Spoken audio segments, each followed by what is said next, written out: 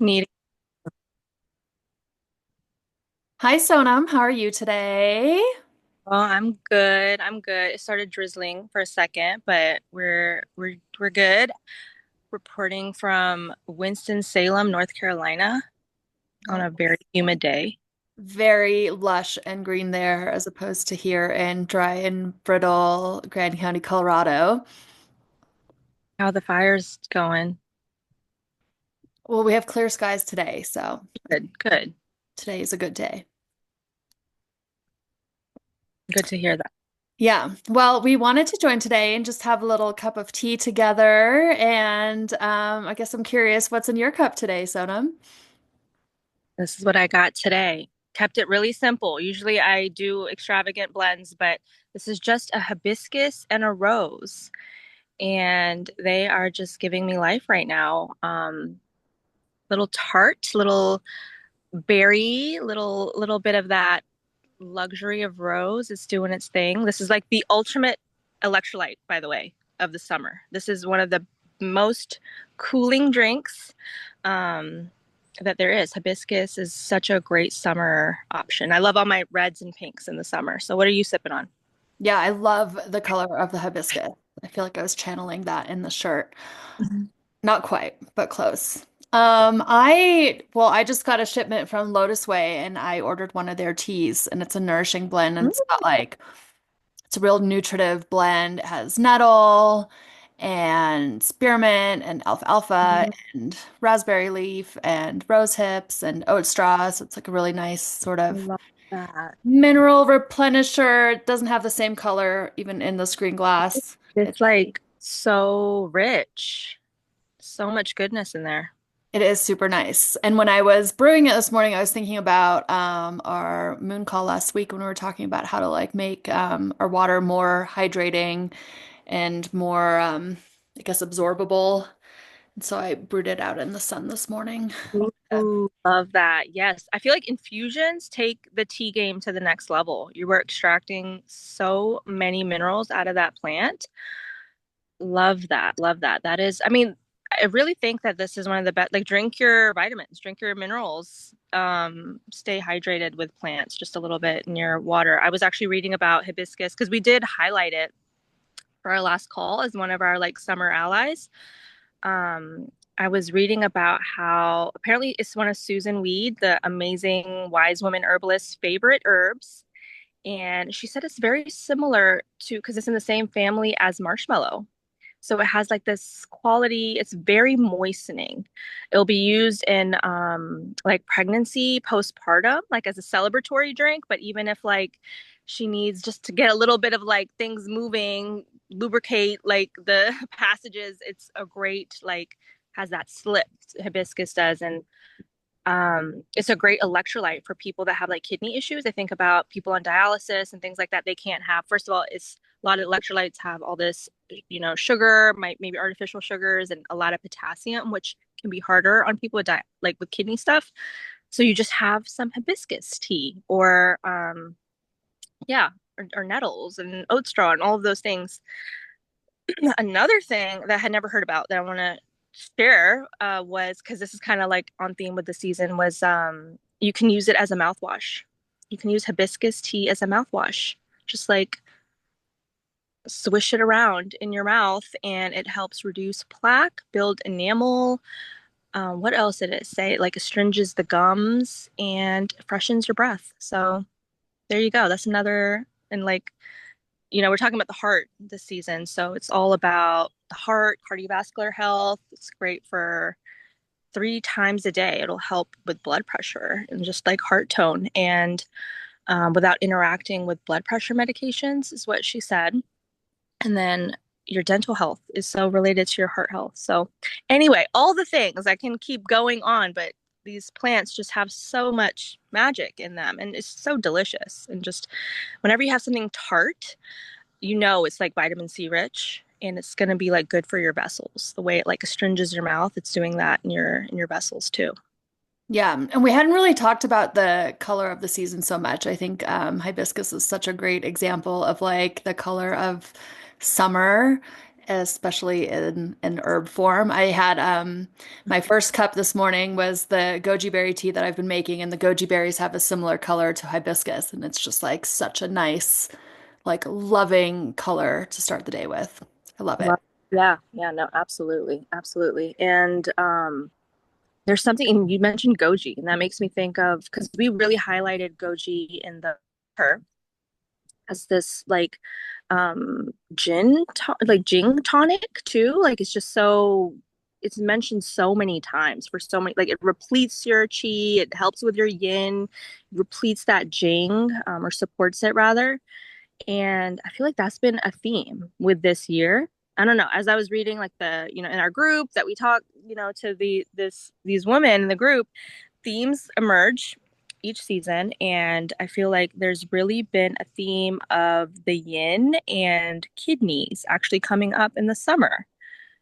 And it's been showing up through certain like nervous system things, maybe a little bit of like overstimulation, maybe a little bit of restlessness. But the most interesting thing I thought was the noise thing, like being so sensitive to sounds.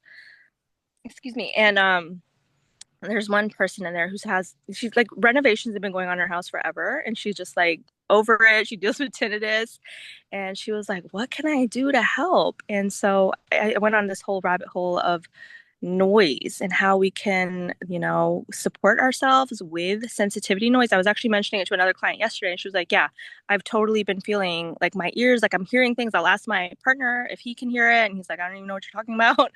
And just a sensitivity to ears. I don't know if you've noticed it yourself or have people been talking about it. How are you in the noise pollution department?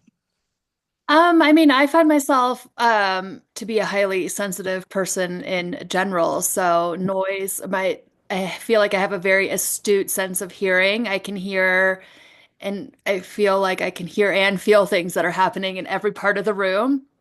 So I've noticed that when my like reserves are weak and I am not, fully replenished, I guess, then I become more sensitive to those. Like the less centered and grounded that I am, the more susceptible I come to like, yeah, being like influenced by like all these extra energies and, Right. aside from like acoustic noise, also like the noise in on my phone, the noise on my screen, the just like all the information that I'm taking in that's like more than what I wanted. I consider all of that stuff noise as well. So, yeah, I think that really ties into the kidney energy because we really want to be like in our reserves, right? And really nourished and Yeah. well grounded in that energy. And if we are, then we are, our boundaries are a little bit clearer and we're less porous to like being infiltrated by all of these things. So I think, 100%. yeah, our kidney reserves are asking for a little bit more like nourishment, I guess, through this fire year. Yeah, because the summer is so young. It's the peak of yang. So you're in the opposite polarity in a way, from the peak of yin in winter. And it's like if it's really hot and dry and you're like, burning the candle on both ends, you're like just burning through that reserve, that well. And so, we talked about in the solstice, like how, yes, we're at the peak of yang in summer, but don't forget that that seed of yin is now like being nourished and going to be growing for the rest of the year. And so we really need to remember to go back into the cool, go back into the water, go back into the dark as much as we can during the summer, especially during the peak of the sun, all of that, like not be overexerting and just burning out, because we want to go into the next season feeling like, resourced and ready for it rather than just frazzled and burnt out, and then more prone to the immune and nervous system stuff that vata brings in the cold weather. So yeah, I was thinking about some like tips for noise stuff, and I was like, honestly, as I was thinking about what might be helpful and looking into what the other systems say, it was so much of our travel tips would just like apply to that. When you're traveling, It's the heightened vata, which is the air, the ether, the nervous system kind of exacerbation. So anything that helps grounding that, the feet, massage, oiling the feet, massaging the ears. I really think putting a little cotton ball with the Ayurvedic oils. You could use sesame oil. You could use whatever you have. Honestly, I use my Nastia oil, and then just putting that in your ears when you travel is a great way to keep yourself grounded and keep like your energy and field kind of like to yourself rather than picking everything up. I think that'd be a great way to work with noise too. Very simple. Arnica oil. I think the assault of noise or any like overstimulation on your senses, we love arnica topically, remembering that that can be used for that type of trauma as well as EMFs. We talked about that. And yeah, there was a few. I have like a whole list going. We might have to make a post about it. Yarrow. Somebody asked about yarrow. She was like, "Can I use yarrow for noise pollution?" Like, yeah, why not? Like yarrow special formula, especially because it has the arnica as well, and it's designed for travel. It's designed for like your energetic boundaries as well, and just kind of reinforcing that. So that's a great one. Um, I like the practice of nasya, like oil in the nose. We have a whole thing on that. I feel like that's an Ayurvedic practice that has so many benefits, and it just kind of anything with the head and the neck and the eye. There's so much sensory stuff that we intake through the head. Um, Bringing oil and calm and grounding to that. Anything that does that will definitely help. Yeah, I found it really interesting when I was thinking about boundaries the other day, how our actual like main physical boundary, like our skin is like becomes more porous in the summer, right? So like we are Mm, even just like and our eyes are more open like because there's more light, right? So all of these things that are like natural boundaries for us anyways are already like more open to like receiving. So we're like in this like season of more out or like more input, right? We have more light, we have more construction noise, more whatever. So much is going on outside, like so much is coming in, and then like our pores are more open. We're like way more susceptible to like being influenced by all these extra outward energy, or we're traveling and so we're around all this extra radiation and all these people and all this stuff. And then I was like thinking about like how the heart is so um it's like the organ of the season that we're working with right now, and it's being asked to be open. So even like then we're adding that to it, like we just want to be open, and then there's all these like things coming at us. And then I was like, oh, but wait, there's like the small intestine, like that's the other organ of the season, and it's asking us to like be a little bit clear about like what's worth keeping and what's worth like just like letting like I don't know, letting go. Like what are like sure. how can Yeah. we like flex our discernment muscle a little bit better, right? And like only like pay attention to like what we need and what we don't. And so yeah, so many ways to like think about how our boundaries and noise and how do we like separate ourselves from all this like external influence and keep our cool in the summer. Yeah, yeah, totally. I mean, it comes down to, I feel like so much of the simple things that we just come back to again and again, like that will not go back, not go out of style. Like, is your sleep, is it replenishing? Is it restoring? Because this is another place where we're replenishing our reserves. Do we have like a moment running around? There's, a few moms that, I'm a mom of two and one's a toddler, and just like finding those moments amidst the chaos to just like reset, have a breath, have some flower essences on hand just to keep that grounding, getting outside in nature, just that like clears so much without us having to do anything. I feel like we're always looking to what can I do? What can I add to my list of like items that I need to be doing? And it's like just more being. Find places where you can go be.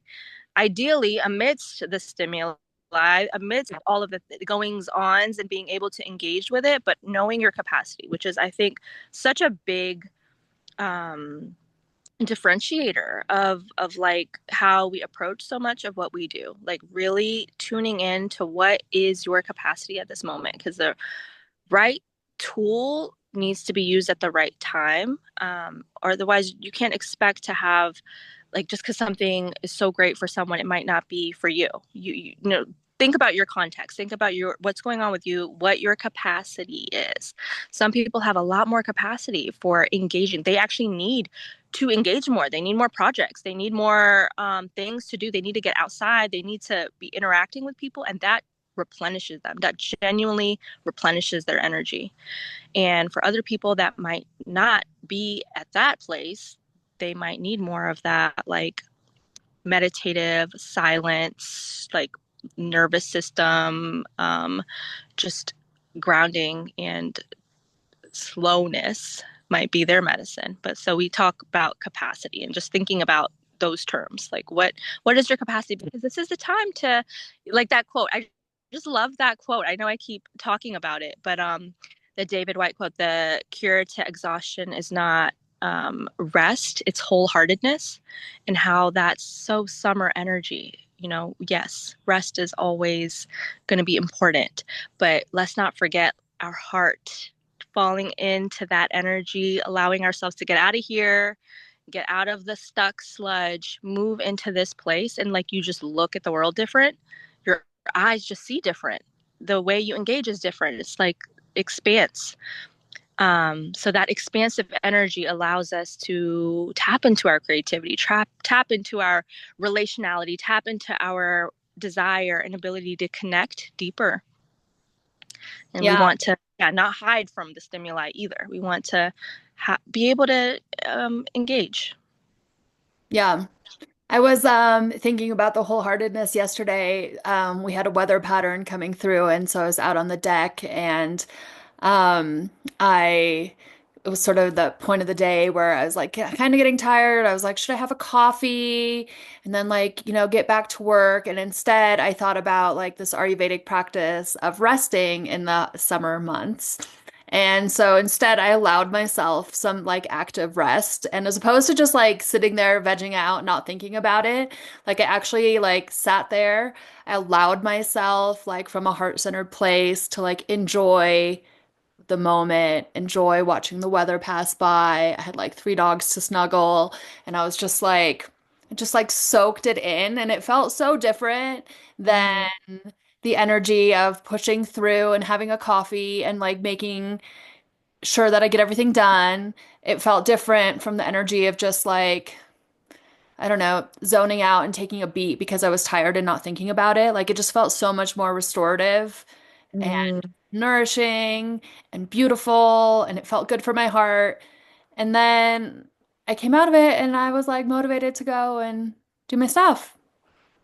And it felt so Beautiful. different. It was just like switching the little like intent of like the moment is, I don't know, such a powerful thing. And yeah, like letting our heart gather, like letting our heart lead the activities that we do and be involved in the things that we do is such a game changer as opposed to just ignoring it. Yeah, no, I love that. I love that so much. And yeah, I felt like I am in the summertime, you know, sometimes I don't want my coffee and tea as much. Sometimes I'm just like fine without it. But I feel like I've been having these slumps, and I am like, I'll look at Matt when he gets home at like 6 or whatever and be like, cappuccino, like, you know, like wanting some of that like boost to try to keep up with the pace of the season. Sometimes I feel, but no, I love that, and I think that's such a good reminder to like come back to the present, come back to that heart space, and allow that to give you the boost, to give you the energy. Another thing that made me think of in terms of like dealing with some of the tired from overwork that can come with summer is the Knipe espresso. Have you heard of you know about that? Mhm. Like just running cold water on your arms for a little while, just like a couple minutes. I remember doing this before my daughter was born, I like was like, I need to go to a waterfall. And I just had this desire to go to a waterfall. So we hiked to a waterfall about an hour away. So beautiful. And I wanted it a curtain waterfall. I was in my Jerry tenant like phase and I was like, I need all the electrons I can get. And so I was behind the waterfall and it was such a beautiful day. It was like March and put my arms under there and it was just like, I mean, such all my senses were awake and alive and energized. I felt so good. So that's another one. You can just do that in your kitchen sink if you want for a little midday boost. That's not like a stimulant. That's just going to burn you out more. Yeah, anyway, I just thought of that. I some night knife espressos and it's a great way to cool off too. It's an amazing thing to do. Yeah, when I was back in Austria, there's this walk that we love to do around the lake, and they have all the like Kneipp stations along the Ooh, walk. And oh my gosh. definitely Bucket. dipped my arm a few times, and it feels so good. Yeah, you can like, make like a little baby bath or something too, like at a basin and put it on a table, and just needs to be like submersed over your elbow. Mm-hmm. So good. A few minutes, and then you can shake it off and warm up again. It's a really great exercise. Mean, immediate boost. You feel so good. Yeah. Yeah. You can also tread through cold water. I mean, water is such a cooling refresher in the summertime. It's so great. Yeah, don't forget your water. Yeah. Yeah, well, this has been so great. I love the topics that we get into and just get to thinking about and talking about. And I feel like this is just so much of what we just are so into and interested in. And I know you're telling me like we are, we're on Instagram, but we're not like, where is your face? So I'm like, I'm always yapping in front of a screen. I feel like I'm always talking, but now finally going to share a little bit more. And I hope we make this more of a thing where we can just kind of show up and share what we're into and interested in and what's coming up that week. And yeah, Yeah. And if you have any questions you'd like us to answer on any of these chats that we have, or any topics you want us to cover, feel free to send us a line on our Instagram account or in an email. And you can check our website, which we'll link as well, which is cura-house.com. And yeah, let's keep this conversation going. We love talking about all things nature cure and naturopathic medicine and ancient healing wisdoms and pretty much anything that allows us to stay in our rhythms. absolutely. And I'm curious if anyone else is having a sensitivity to noise or any other like sound, like smells, light. I don't know. Let us know. I'm curious. Yeah. Yeah, and I Love it. actually just thought of a practice, right? But for like right before we leave. This is something I used to do when I was a massage therapist and also when I was like at clinic shifts that were really busy, and it's just a really simple way to kind of like protect your energy, and maybe like that's a good way to like at least like create some space between the noise. And all you have to do is pretend that you're like zipping up your energy field. It's the easiest thing to do. You just take a second and zip up, Mm, and then you're closed, and not as many things are going to affect you. So take that love it. tip with you. Love it. Love it. Thank you. All right. Thanks, everybody. Nice to see you, Sonam. Enjoy the rest of your cup. Thank you. Cheers.